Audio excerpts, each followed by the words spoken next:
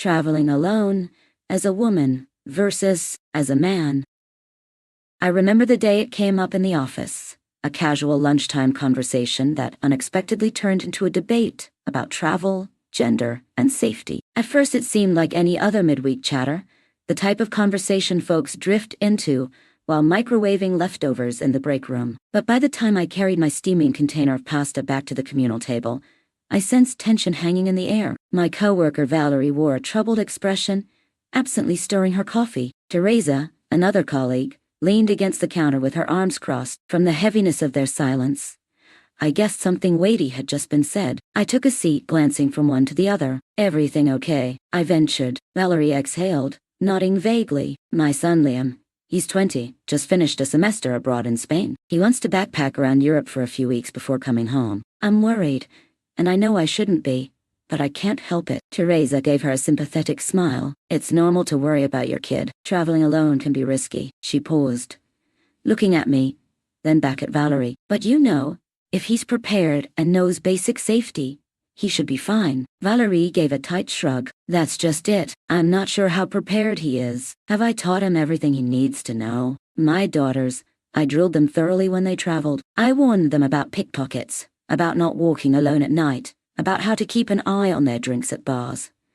But Liam," she sighed, swirling her coffee, "he's a young man, so I never worried as much. I realize now, maybe that was foolish." At this, Teresa's expression lit with recognition. "Yes, that's exactly what Karen and I were talking about earlier. Young men often don't learn the same travel precautions that women do. Meanwhile, young women, from an early age, are constantly told, 'Watch your surroundings, don't trust strangers. Stick to well-lit areas.' So ironically, some women might be more cautious and thus safer traveling alone than men who never got that thorough safety talk." Valerie nodded, biting her lip. "Right. But still, my gut tells me there's a difference in risk levels, too. I mean, men can be victims of violence or crime, but women can face additional threats, like sexual assault." I sank into my chair, letting out a soft hum. They both looked at me, maybe expecting input. I had traveled solo quite a bit, both when identified as a more naive college student, and later as a more worldly adult. "I guess there are multiple angles to this," I began. "On one hand, a woman traveling alone is often seen as more vulnerable. That can attract certain predators. On the other hand, like you said, we're taught from a young age to watch our backs, so maybe we're more prepared, psychologically and practically. Meanwhile, some men might stroll around at night with no idea how risky that can be, or they might pick fights or attract the wrong attention without realizing it." Teresa leaned forward. "Yes, exactly. My friend's younger brother once got in trouble in Prague because he wandered off drunk with strangers he'd met in a bar. He lost his wallet, phone, passport, everything. He told my friend afterward, 'No one ever warned me not to do that.' Meanwhile, my friend, who's a woman, had heard, 'Don't follow strangers off the beaten path.' Her entire life." Valerie tapped her spoon against the mug, thoughtful. "So maybe it's not that traveling as a woman is inherently safer, but that women are hyper-aware of potential dangers, whereas men sometimes have a false sense of security." "Precisely," Teresa agreed. "Still, the risk difference remains. Women face certain types of harassment or assault that men might not. So men might be less cautious in some ways, but also less often singled out in certain predatory scenarios. It's complicated." I sipped my water, thinking about the trips I'd taken. Flashbacks came to mind. Wandering through cobblestone streets in Lisbon, paranoid about pickpockets, or refusing to linger in dark alleys in Bangkok after sunset. There's also the aspect that in some regions, a woman alone might be targeted for different reasons. Maybe they're seen as an easier mark for robbery. But ironically, men traveling alone might be at risk of bar fights or muggings if they're seen as a challenge or an easy source of money if they look lost. We continued this back and forth for a while, discussing personal anecdotes, like how Teresa once had a close call in Rome. She was alone at a train station, well after midnight, approached by a man who kept asking her questions in a language she didn't speak. She'd been taught to keep her distance, trust her gut, so she hurried into a well-lit cafe. Later, she found out the same man harassed another tourist outside the station. Teresa's mother had ingrained in her from a young age, never linger in deserted areas, especially at night. Always keep enough money for a cab if you feel unsafe. She attributed that training to having avoided a potentially dangerous situation. Valerie, on the other hand, lamented that she hadn't taught her son those sorts of guidelines. It's funny. I taught my daughters from the start about not leaving drinks unattended at parties, about carrying pepper spray in their purses, about always letting a friend know their location. But with Liam, I guess I just assumed he'd be fine. He's tall, broad-shouldered, sporty. I never had the talk about how to avoid being robbed or scammed or even worse. Now he's across the Atlantic, wanting to see a dozen countries in 4 weeks, and I worry he might do something reckless. Have you tried calling him and giving him some quick tips? I asked gently. She sighed. I have. A bitty, but he's so confident. Mom, don't worry, I'm not a kid. I can handle myself. He doesn't realize that traveling alone is a different ballgame. And he's an easygoing guy who trusts people. I'm afraid someone could take advantage of that. Teresa gave a sympathetic shrug. Maybe you could email her a list of do's and don'ts. He might roll his eyes, but at least he'd have it. Something like, avoid unlit areas after dark. Keep valuables in a secure money belt. Be cautious of overly friendly strangers. Buy a local SIM card so you can contact someone in an emergency. Keep copies of your passport in separate bags. That kind of thing. Valerie nodded, though she still seemed uneasy. Yes, I might do that. It just frustrates me that I didn't do it earlier. That was the gist of my conversation with Karen. She was saying, oh, a woman traveling alone has to be safer anyway, because she's used to being on guard her whole life. That's why if my daughter decides to backpack, I'll trust her more than my son. And I was like, that's so odd, right? Because typically, we see a woman alone as more vulnerable in many ways. Teresa offered, it's a complicated dynamic. Maybe your coworker Karen is mixing up the idea that a woman is more prepared mentally with the idea that it's actually safer for her, which isn't necessarily true. Women might be better prepared for certain pitfalls, like how to get out of harassing situations, or avoid suspicious men in hostels. But it doesn't mean they face less danger. In fact, the threat can be higher, but so is their vigilance. Valerie's shoulders relaxed a bit. That's a good way of putting it. I just keep thinking about how different the world is for my daughters than it is for my son. And ironically, we shield the boys from some of that practical knowledge about personal safety. We do them a disservice. I set aside my half-eaten pasta, leaning forward. I remember traveling with a male friend once. We had a conversation about how I'd learned to keep my bag strapped across my body. Keep my phone in an inside pocket. Avoid certain neighborhoods after dusk. He was like, I've never once thought about any of that. Sure enough, he got pickpocketed a week later in a crowded subway. He was furious, but I couldn't help thinking, if only he'd known the little tips my mom hammered into me. Teresa shook her head. Exactly. So on the one hand, a woman traveling alone might reduce the chance of petty theft because she's hyper-alert. On the other hand, if something does happen, the threat might escalate differently because of her perceived vulnerability. That's why, if we're discussing who is safer traveling alone, it's not as simple as men are automatically safer or women are automatically safer. It's about knowledge, caution, environment, and frankly, luck. Valerie fiddled with her coffee mug, nodding pensively. You know, in college, I insisted my daughters take a self-defense course. I never suggested the same to Liam. Maybe I should have, she exhaled. In fact, maybe we should teach all kids from a young age how to handle themselves if they decide to travel, or even just live in a big city. We can't assume our sons will be safe just because they're men, and we can't assume our daughters don't need that training, because we're focusing on only certain threats. Everyone should learn how to be cautious, how to watch for red flags. That's a big reason some people push for teaching street smarts in general, I said. Like how to spot a scam, how to sense if someone's following you, how to quietly create distance in a threatening environment. You never know who might need those skills, male, female, or otherwise. Teresa's phone buzzed. She checked it, then turned back to us. I also think about how women traveling alone face a stigma in some societies. People say, aren't you afraid? Or, how can you go alone? You should have a male companion for safety. Meanwhile, Lena prays for adventuring solo. He's so brave exploring the world. That double standard is so prevalent. But ironically, as we've been saying, men can be at risk too, especially if they're naive or overconfident. Valerie's eyes flickered with renewed concern. Yes, that's exactly it. My boy is sweet but naive. He's the type who'd invite a group of strangers to share a hostel and then realize, oh, my wallet's gone. Or he might get into a bar fight by accident because he doesn't read social cues, and I recall being that worried when my daughters traveled. But they had so much training in self-preservation that they avoided trouble. Again, maybe the real conclusion is that neither men nor women are guaranteed safety traveling alone. But the difference is, we systematically teach girls how to look out for themselves, while we let boys figure it out the hard way. I saw Teresa nod in agreement. It's a societal oversight. If we want true equality, we should be teaching all kids, from a young age, how to keep themselves safe, how to handle common travel scams, how to react if they feel threatened, how to do basic risk assessments. Valerie sighed, glancing at the clock. She murmured, "Maybe I'll chat with Liam again tonight. Send him a bullet point list of safety tips. It might be all I can do from across the ocean." I offered a supportive smile. It can't hurt. Worst case, he rolls his eyes. But who knows? Maybe he'll remember your words when he's about to do something reckless. We parted ways after lunch, but for the rest of the day, I couldn't stop reflecting on that conversation.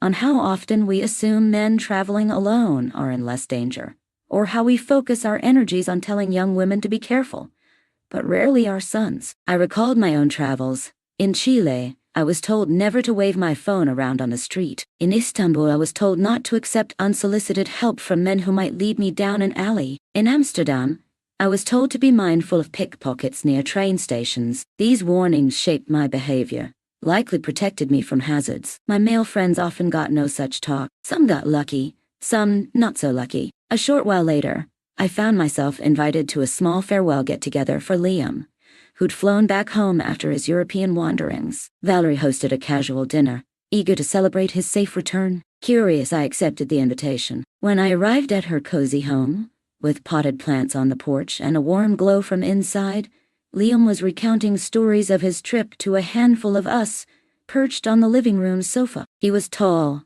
broad-chested, exactly as Valerie described. Dressed in a well-worn hoodie, he emanated a confident grin. "It is amazing," he gushed. "I started in Barcelona, took a train to Florence, hopped around Germany. Man, you'd never believe the pubs in Berlin." Valerie hovered nearby, a mixture of relief and worry etched on her face. She knew he'd come back alive, but was he truly safe the entire time? Did he learn any tough lessons? At one point, we all asked him about any close calls. He laughed, scratching the back of his neck. "Close calls. Well, there was that night in Prague where I got hammered with these guys from the hostel. We ended up at some after-hours bar that was basically in a sketchy basement." He shrugged. "I lost track of my phone at one point, but my buddy found it on the floor. So, crisis averted." I saw Valerie's jaw tighten slightly. She forced a calm smile. "That was lucky, honey." He nodded. "Yeah, guess I was lucky. Another time I was in Rome. Nearly got pickpocketed on the metro. Some lady behind me was all pressed up. I felt a tug at my back pocket. I turned around and glared, and she disappeared at the next stop." He laughed. "Dumb thief. Didn't realize I keep my wallet in my front pocket." The group chuckled lightly. Meanwhile, I caught Valerie's uneasy gaze. She took a seat next to me and whispered, "He's so nonchalant about it." He never realized how risky those scenarios could have been. Later in the evening, Liam went on about how easy it was to meet people, how sometimes he'd crash on strangers' couches through various couch surfing networks or do random group tours at night. I listened, half fascinated, half horrified. He recounted one incident in Berlin where a local hell just met took him to a cool underground club, which ended up being in a deserted industrial area. He said, "I was a bit spooked at first, but it turned out fine. The music was awesome, and I just made sure to keep an eye on my beer." Valerie parted her lips as if to scold him, but she stopped short. Instead, she sighed. She confided to me quietly, "I never told him not to follow random strangers to unknown clubs. I never drilled into him that sometimes such an invitation is a red flag." He got away unscathed. Thank God. By the end of the night, with the group dispersing, I approached Liam. "Hey, so I heard a bit about your trip. Sounds like you had quite a time." He beamed. "Yeah, it was epic. You know, I didn't realize how easy it'd be to travel around Europe by train. People over there are super friendly, too." I hesitated, then gently asked, "Did your mom send you those safety tips she mentioned?" He gave a short laugh. "She sent some emails. Yeah, I skimmed them. Some of it was obvious stuff, like don't wave wads of cash around, but overall I guess it was good to keep in mind. I mean, I didn't run into real trouble, So maybe it worked. I nodded, glad to hear it. Though from your stories, I can tell you like to take risks. Just remember, not everyone is so lucky. He shrugged. I suppose. But hey, I survived, so it's all good. On the drive home, my mind flashed back to that original discussion. Valerie's coworker had claimed a woman traveling alone was so much safer. But that statement oversimplified a complicated reality. Yes, many women are more vigilant by necessity, but the real difference might be that men, not taught caution, can step into dicey situations more easily and come out unscathed if luck is on their side. Others might not be so fortunate. Meanwhile, women travelers endure a heightened baseline risk, especially around sexual harassment or assault, but also carry a set of ingrained precautions that can help them avoid petty theft or random violence. A few weeks later, at a routine team lunch, Teresa brought up a new angle. She'd read an article about a woman who was stalked while backpacking in Southeast Asia. The article described how her entire trip transformed into an exhausting escape from an unhinged pursuer. The woman wrote that she was only able to avoid real harm because she recognized red flags early and changed hostels frequently, using all the scare stories and worst-case scenario warnings her mother had told her. Meanwhile, in the same article, a separate anecdote described a young man who traveled to the same region and was robbed at knife point because he'd gone off alone at 2 a.m., oblivious that the street was infamous for mugging. Different forms of danger, different mistakes, different outcomes. We let that story simmer in conversation, concluding that the question of who's safer traveling alone had no neat answer. It's more about how prepared you are, how carefully you approach unknown situations, and how much local knowledge and caution you bring along. Plus, chance plays a big role. Some travelers remain perfectly safe, while others are in the wrong place at the wrong time. Valerie eventually told us that, in hindsight, she wished she'd given Liam the same rigorous talk on personal safety she'd given her daughters. Not because it would guarantee his safety, but because he might have made more informed decisions. When Liam recounted the near pickpocket incident in Rome, or the shady basement club in Berlin, it was clear he lacked basic awareness that a woman traveler might have possessed. Like, don't isolate yourself with strangers in unfamiliar areas. Or, pay close attention to where your valuables are in a crowded space. He survived on luck and social confidence, not training or caution. Over time, that conversation shaped the office dynamic. Some of us with older kids started openly sharing tips for traveling, whether for sons or daughters. Teresa, who had 2 kids in high school, vowed to talk to both about potential dangers. I'm not giving my son a free pass to be naive, she said. He needs the same safety briefing as my daughter, maybe in different words, but the content's the same. Occasionally, the memory of the original lunchtime debate resurfaces in the office break room. People joke about it. Oh, watch out if you're going abroad. Talk to Teresa first. She'll tell you exactly how to hide your passport, how to do a panic check if you suspect a pickpocket, and how to ghost someone who's creeping you out. She's become the default resource for travel safety tips. Valerie's stories about Liam get retold. He was clueless but lucky. We collectively cringe at the idea that luck is all some people rely on. In the end, we recognize that traveling alone, no matter your gender, poses unique hazards, and that society's approach to safety education is often skewed. We wrap our daughters in warnings from a young age, telling them never to trust strangers, to carry mace, to keep a phone in easy reach. Meanwhile, we encourage our sons to explore, to be bold, to roam freely, seldom giving them the same thorough caution. But the world can be dangerous for anyone, anywhere, at any time. So, who's safer traveling alone, a woman or a man? The answer is complicated. Many factors shape the experience. The traveler's level of vigilance, the local environment, their ability to assess risk, their social privileges, and whether they're taught from childhood how to navigate threats. A woman might face certain harassments a man never considers, yet a man, lacking training, might blunder into trouble that a more cautious woman might sidestep. Ultimately, the real solution is to educate all travelers thoroughly, acknowledging that vigilance is not something only one gender should master. Why not teach all children how to avoid danger? Precisely, that's the heart of it. If we teach our sons the same street smarts we do our daughters, we might see fewer naive travelers wandering into precarious situations. And if we continue to teach our daughters how to handle themselves confidently, they can harness that vigilance without living in paralyzing fear. We can encourage everyone, male, female, or otherwise, to approach the world with a mix of curiosity and healthy caution. At the core, there's a shared dream in that break room conversation.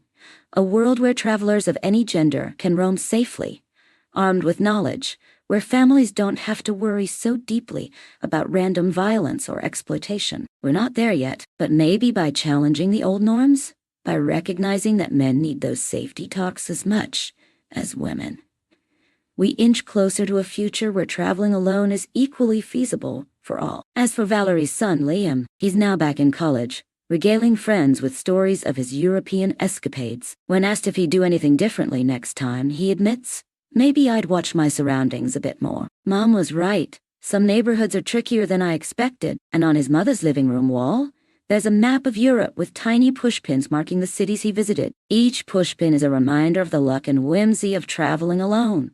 Luck that not everyone can count on. Valerie told me recently that she's proud of him, but next time, she'll see if he wants to take a self-defense class or read a thorough safety guide before heading out. "I just want him to be as prepared as his sisters," she said. No matter who you are, traveling alone is an adventure that demands respect. We can only hope more families adopt that mindset, teaching their sons, daughters, and everyone in between that the world is wide and wonderful, but also full of pitfalls that are best navigated with open eyes and prudent hearts. If we continue those conversations, over leftover pasta, in break rooms, at dinner tables, maybe we can shift the culture, because ultimately, the best way to keep travelers safe is to ensure that everyone knows the dangers and how to avoid them, regardless of gender.